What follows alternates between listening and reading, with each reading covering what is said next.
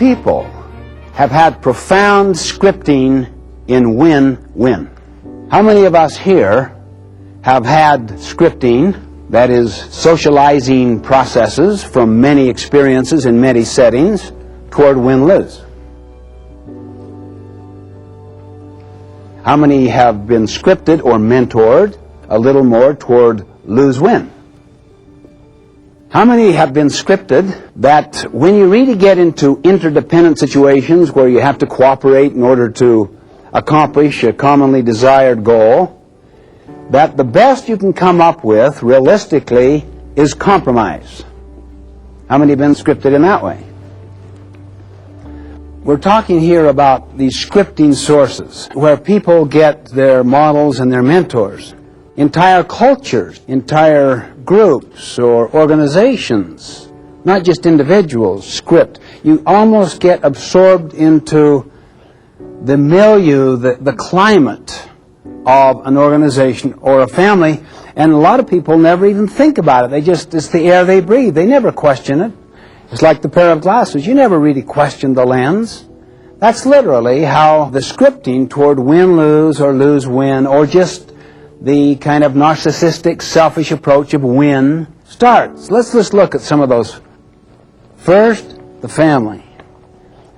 Particularly if love is given conditionally. In most people's lives, they've been powerfully scripted toward win-lose. The key scripting, the key mentoring and modeling is in the first few years with the family. That's why I often say to parents that the kindest thing that a husband or a wife can do for their children is to treat the husband or the wife, the spouse, with tremendous respect and love and consideration, and to model in the home a win-win approach to problem solving rather than a fighting approach or a flighting approach, kind of giving up. Always be grateful for the child that tests you the most, because it's that child that enables you to show unconditional love, love without condition.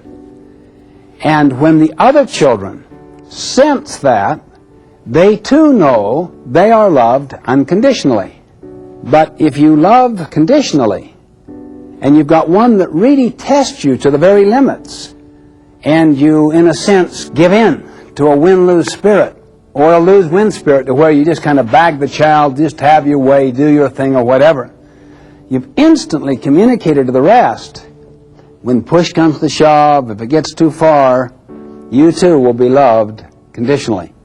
And the root of unconditional love is so basic to the concept of the abundance mindset, see, to where your security comes from within instead of from without, where you compare it to other people. Because if you're constantly in a state of comparison, then obviously you're going to be scripted emotionally toward win-lose. So basic. And that's in the family. And there are so many things you can do in the family. The most foundational one is how you treat your spouse. And then how you treat the child that tests you the very most. Then do everything you can to create a win-win approach in all that takes place. We used to do our family work parties on Saturday morning.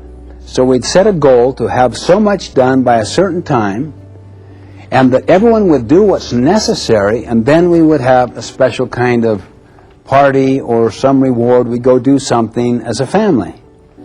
In bowling, we would go for a family score instead of just for individual scores. There are so many ways you can start to inculcate the spirit of win-win. Now, that doesn't mean there isn't a place also for some parlor games and competition. The key thing is that there's respect for both forms of human interaction. They each have their place in life, but let's not push out the interdependency and the cooperation in the name of everything is a big competition. I would say that if you're in the school business, or if you could influence the school business, to try to get a spirit of teamwork at school.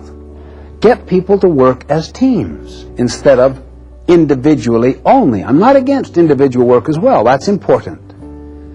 but also teamwork, where they learn to interact with other people and to come up with better solutions. And I would do away with all normal distribution curves. I'd have people either be graded against a standard which was clearly communicated, in which you as a teacher said, my job is to help you. My job is not to judge you, it's to help you reach the standard.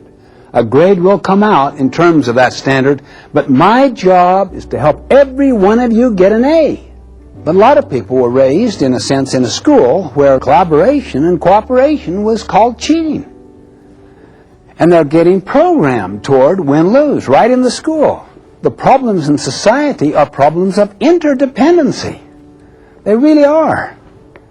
Are they not? Think about it. Think of every field of human endeavor. So I would say, try to influence schools toward teams, teamwork, more cooperation.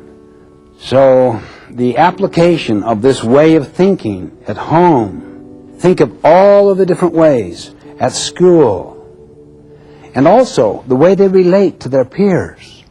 Avoid comparison languages between people.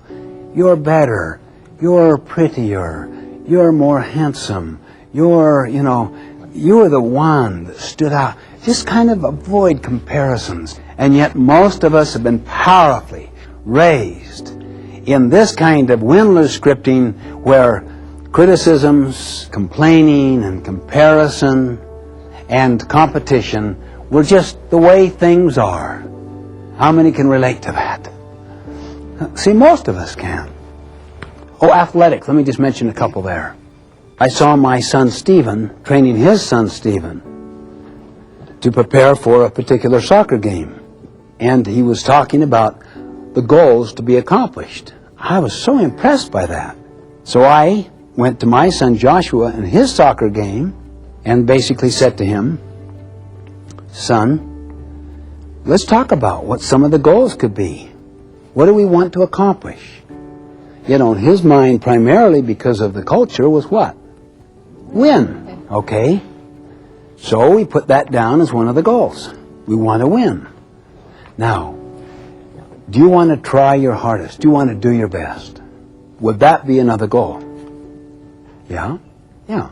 What if you tried your hardest and achieved that goal even though you didn't win? Now, what about a team spirit? Do you want to pull together as a team instead of just having hot-dogging, grandstanding people that want all the attention? Do you want to assist people and be happy for them and be happy for the people that hardly ever have a chance to play so that they can develop some skills too and really hope for other people's successes?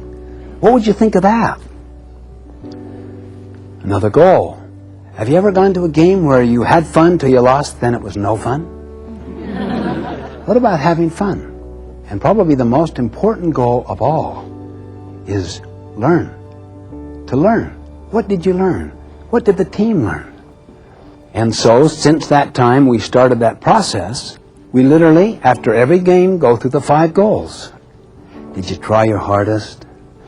Did you win? We lost. Did you try your hardest? I did.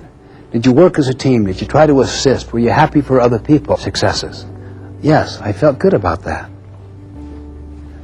Did you have fun, son? I did. It's a lot of fun. It's more fun, he said, when we win.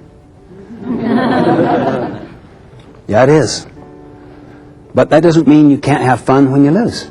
Did you learn? What did you learn? Do you think the team learned? What did the coach say to you afterwards?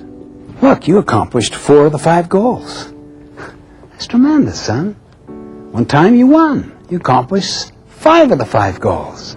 And you learned. I mean, that'll help you better accomplish the next time you play.